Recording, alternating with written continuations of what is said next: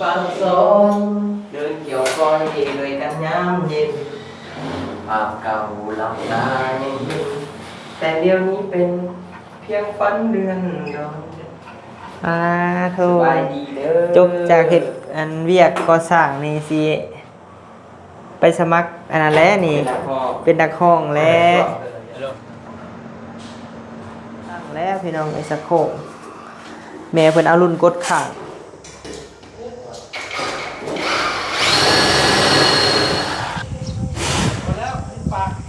ยังลองเบิ่งบ่ที่ว่านี่บ่เบิ่งวันหนึงหันมาใส่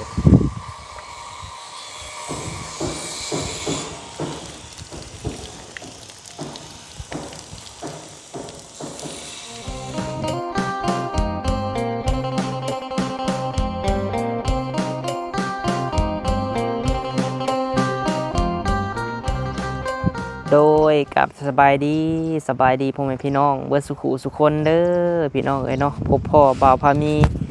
อีกแล้วพี่น้องเอ้ยกำลังสิออกไปนอกนะพี่น้องเนาะพอดีว่าเขามาอัปเดตเฮือนแม่บิ่งก่อนเนาะเฮือนแม่ฮักพ่อฮักนี่แหละพี่น้องเอ้ยพอเวียกทั้งพี่ก็สร้างเพิ่นกำลังเก็บรายละเอียดพี่น้องเอ้ยเนาะเฮามาเบิ่งสร้างตั้งซักโครกห้องน้ำพี่น้องเอ้ยเวียกก็แนวละหน่อยแต่ก็ยังหลายอยู่พี่น้องเอ้ยคือสร้างตอนนี้เพิ่นก็กำลังติดกะโหลบันไดพี่น้องเอ้ยแล้วก็ยังตกแต่งเสาเนาะเอาจังไดก็ฝากให้ได้พี่น้องเด้อเนาะฝากให้กำลังใจแน่เบิ่งนำกันพี่น้องเอ้ยอัปเดตให้พ่อกับแม่เบิ่งเนาะใกล้เลยได้พี่น้องเอ้ยหลายท่านถามมาพี่น้องว่าสิได้หน้าบ้านสิได้เทกันเปื้อนอยู่บ่พอมีเอ้ยเนาะก็เทได้พี่น้องเด้อเนาะให้สร้างเพิ่นเฮ็ดเวียกอันนี้แล้วก่อนพี่น้องเอ้ยโดย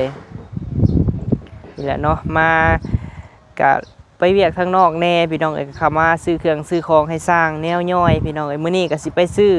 ไปเอาซีมาให้เพิ่นพี่น้องเนาะเพราะว่าทางเดียวแล้วเพิ่นบ่มาส่งพี่น้องเอ้ยเฮาสิไปเอามาให้ทางสร้างเพิ่นแต่ว่าเอาเป็นทางน้อยพี่น้องเอ้ยนี่แหละเนาะหลายท่านก็ถามมาเนาะพี่น้องว่าเบิดเท่าไรแล้วพี่น้องเอ้ยอันนี้หันเพราะว่าเขาซื้อเครื่องซื้อของเขาก็มีแต่ส่งบินให้แม่เนาะพี่น้องเนาะและสิถามเพิ่นมาแล้วมันเบิดเท่าไรพี่น้องเอ้ยเขามีแต่หน้าที่ซื้อเครื่องพี่น้องเอ้ยถ้าว่าสร้างเพิ่นขาดเรืออีหยังพอมีก็ซื้อมาให้เนาะพี่น้องเนาะแล้วก็ส่งบินให้ทางแม่บิ่งก็พอเพจเพิ่นเบิ่งเนาะแล้วว่าเรือลังนี้เบิดเท่าไรผู้แหละพี่น้องเอ้ยบ่แล้วบ่พอมีสิถามแม่เพิ่นเนาะว่าเบิดเท่าไรพี่น้องเอ้ยโดยเอาตอนนี้ก็นี่แหละพี่น้องเอ้ยมาเบิ่งนำกันเนาะสร้างเป็นกำลังสี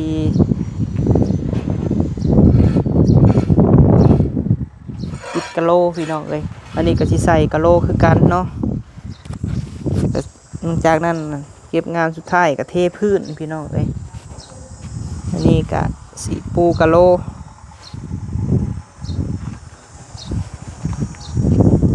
แบกเวียกกันเนาะสั่งเมาเนาะนี่ลายบันไดพี่น้องเอ้ยเลือกกับแม่บิ่ง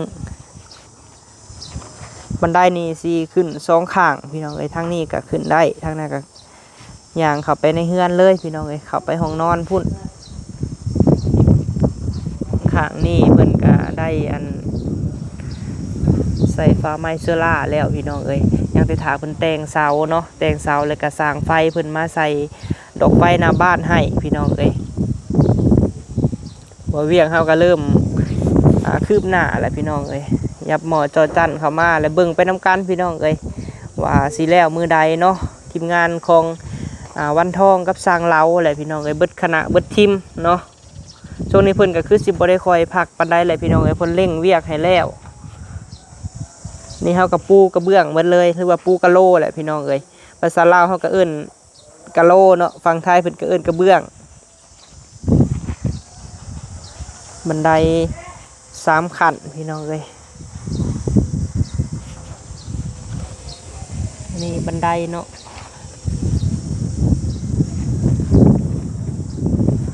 แผนกสร้างแม่นนี่สร้างเมาเพิ่นได้ปู กระเบื้องบันไดพี่น้องเอ้ยเอาสิไปเอาซีให้สร้างเพิ่น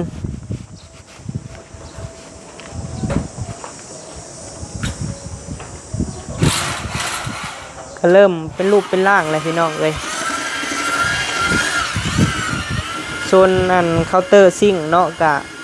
แล้วพี่น้องเอ้ยยังแต่เก็บรายละเอียดพวกยาแนวอีหยังต่างๆนี่แหละสร้างหมุนเข้าคนในพุ่นน่ะสร้างเนาะป้าโธ่โบกบ่โดย ทำไงโบกจริงทำไงโบกยากแรงเข้าใน โดยเก็บรายละเอียดเนาะ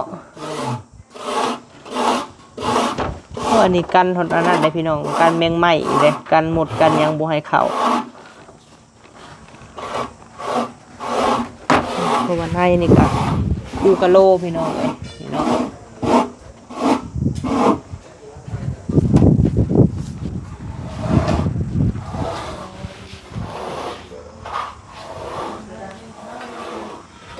ยังแต่เก็บรายละเอียดพี่น้องเอ้ย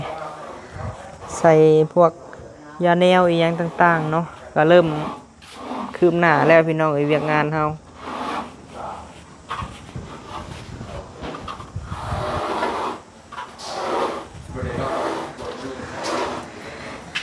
น้ำกอกใน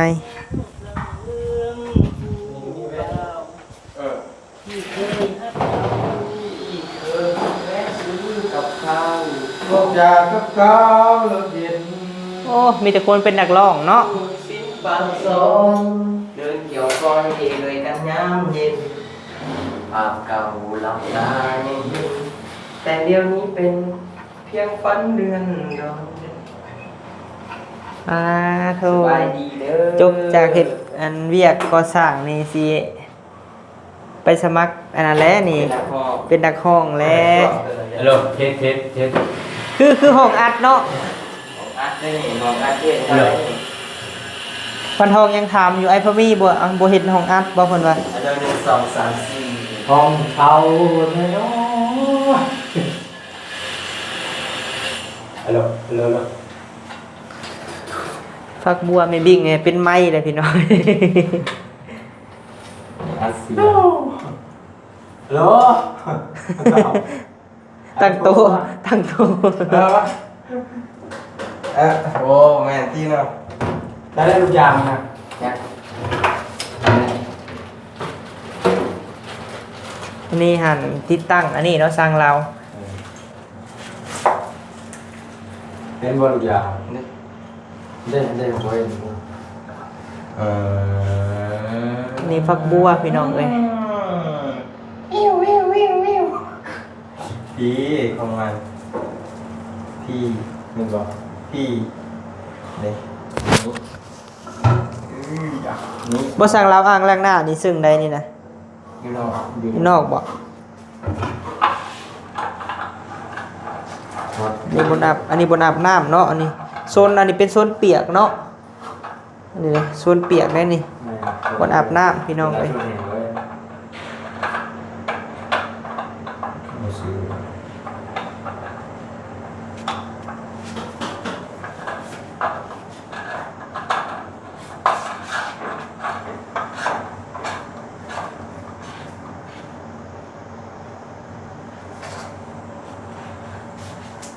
เป็นไงอันนี้มันมีแต่ละตัวการตอกนะ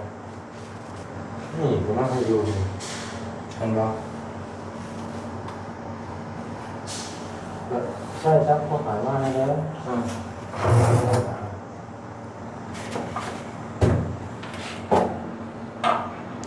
ที่ทางฟักบัว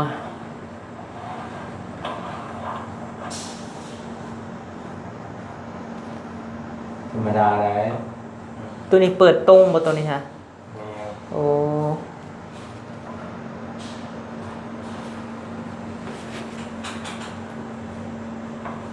ทำได้จนหนึ่งก็พอแล้ว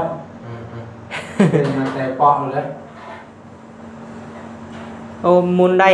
38องศา ฮัล บ่ โหลฮัลโหล แล้วตัวนี้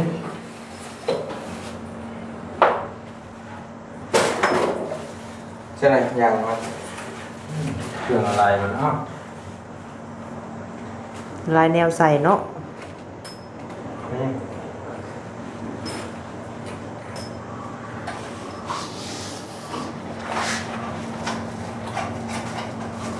มื้อใดสิยกขึ้นในสั่งเรา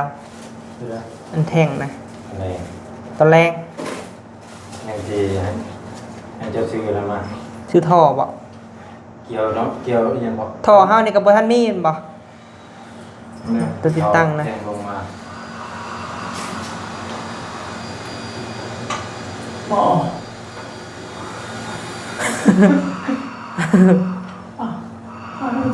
ฉลบเลย เป่าเห็นยังครับวันทอง ลมมันออก เออ เอามันคือผมมันคือบ่อ่ะ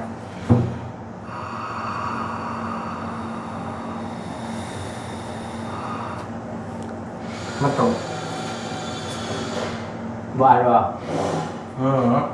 โอ้ฟิกขึ้นขึ้นเทิง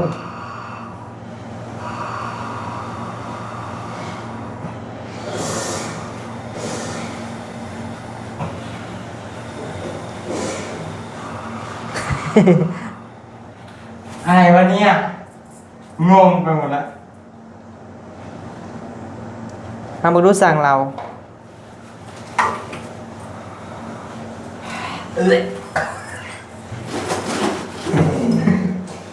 เป็นไรลองเปล่าอ่าอ่า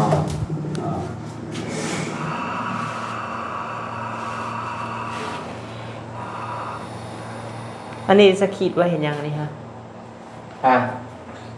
อ๋อลองบ้าง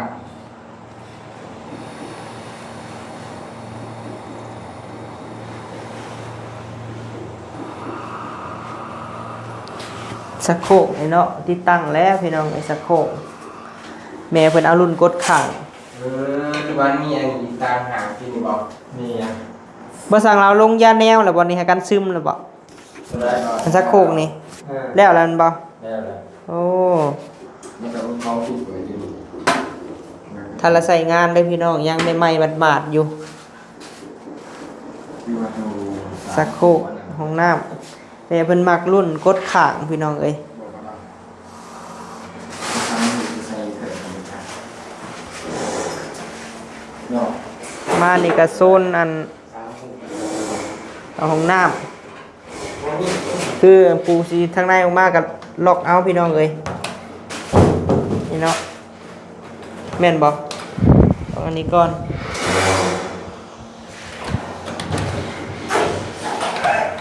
นี่ ไปแล้วมันนั่นมาแล้วใช้แต่การซึมมันจะมีไง ห้องน้ำส่วนโตวพี่น้องเอ้ยนี่ค่ะ เรื่อง อ นี้ ยู่ นะ ทางในสีไข่เข้ามากับบ่ได้ เดี๋ยวแล้ว กูแล้วเราคงฟัน มันก็อยู่ระหว่างนี้อยู่ บอกว่าผิดละ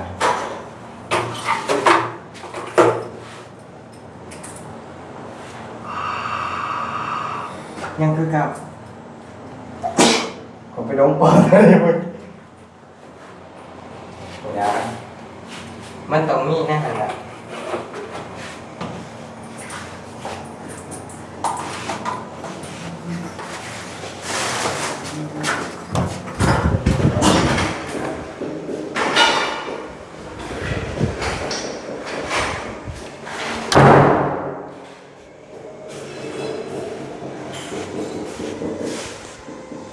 สร้างเมื่อไรใส่เหล็กดัดพี่น้องเอ้ยกำลังใส่เหล็กดัดเนาะกันขโมย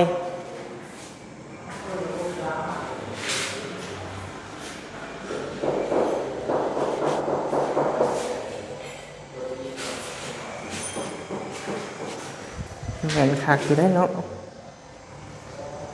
เพื่อความปลอดภัย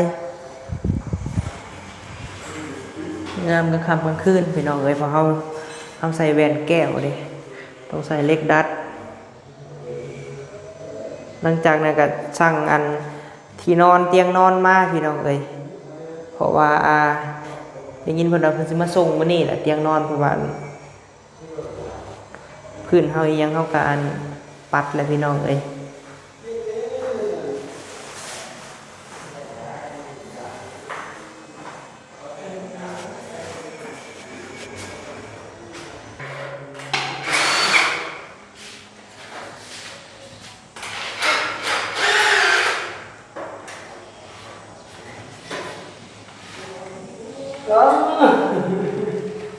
คือว่า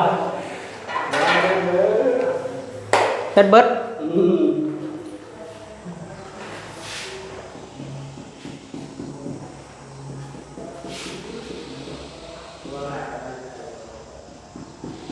เขามาเบิ่งเพิ่นจอดเล็กพี่น้องเอ้ยเพิ่นรู้จักเพิ่นทาสีแล้วเนาะเพิ่นก็สิเอามายิงใส่อันเฮ็ดเล็กดัดนี่แหละพี่น้องเอ้ย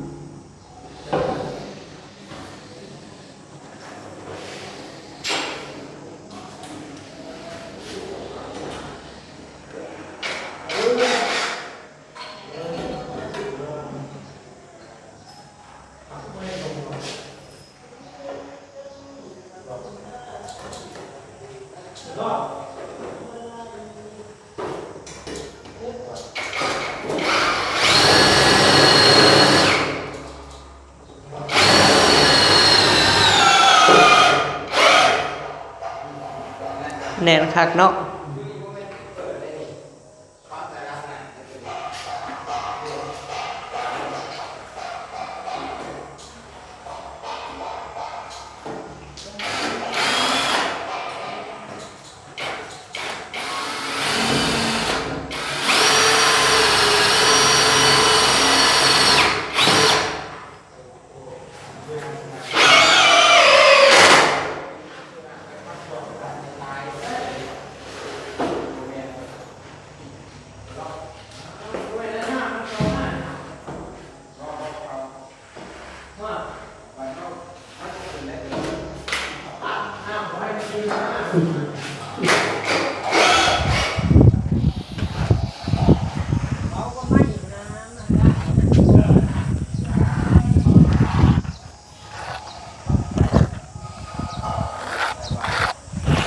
มีอุปกรณ์เพิ่นมีแนวจับเพิ่นแน่เนาะ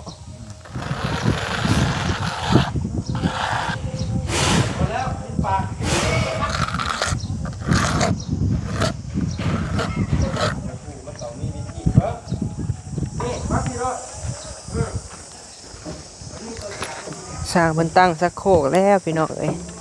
ไปเอาสิมาเบิ่งห้องน้ำเนาะห้องน้ำนอก นั่นแหละพอตัวนั้นแล้วดึงไปหัวเนาะพี่ ตั้งสักโคกเลยพี่น้องเอ้ยอันนี้ห้องน้ำนอก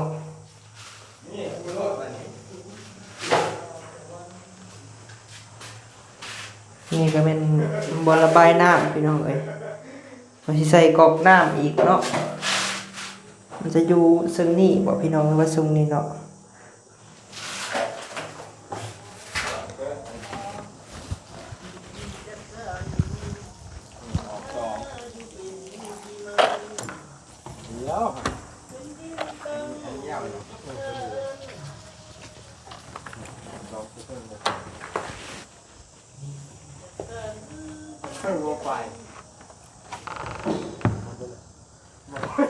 น้ำเต็มแท็ก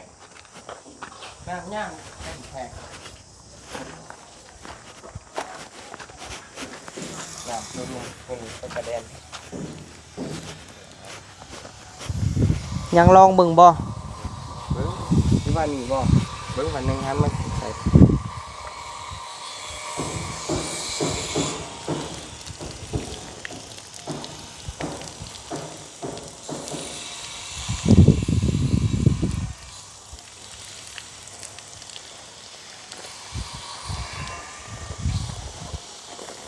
เรื่องนี้เหรอวะปิดเลยปะเนี่ยบูมี บ่มีตัวปิดมีแต่จะขี้มีแต่เขาใส่อันนี้ตั้งหาเขาใส่ถึงแล้วมีแต่เขาสูตรตัวปิดเปิดมาใส่ตั้งหาคือตัวปิดเปิดอันนั้นมาใส่บ่เรา ก็อยู่ข้างหน้า อันนี้บ่ได้ใส่ได้แล้วว่ะของตุกคำฉันมีแต่ได้ลงแต่แท่งบ่นี่ฮะเปิดธรรมดาบ่ เปิดธรรมดาได้แท็ก อื นะ ม สื่อตัวปิดเปิดมาใช้ต่างหาก ไปพี่น้องเอ้ยโอเคเนาะคลิปนี้ก็มาให้เบิ่งช่วงเช้าๆเด้อพี่น้องเด้อเนาะมาให้เบิ่งเฮ็ดเวียกเฮ็ดงานพี่แหละพี่น้องเอ้ยทางเฮือนพ่อกับแม่เนาะมาอัปเดตเบิ่งเพิ่นตั้งสักโคกเลยพี่น้องเอ้ยกำลังใส่แนวฟักบัวเนาะไปเบิ่งขั้นตอนต่อไปมื้อแรงพุ่นแหละพี่น้องเอ้ยสิถ่ายให้เบิ่งเนาะเอาจังได๋คลิปนี้ก็สิได้ขอจบคลิปเด้อพี่น้องเด้อเนาะฝากเป็นกำลังใจให้บ่าวพามีแน่เนาะพี่น้องเนาะโดยสำหรับคลิปนี้สบายดีเด้อพี่น้องเด้อ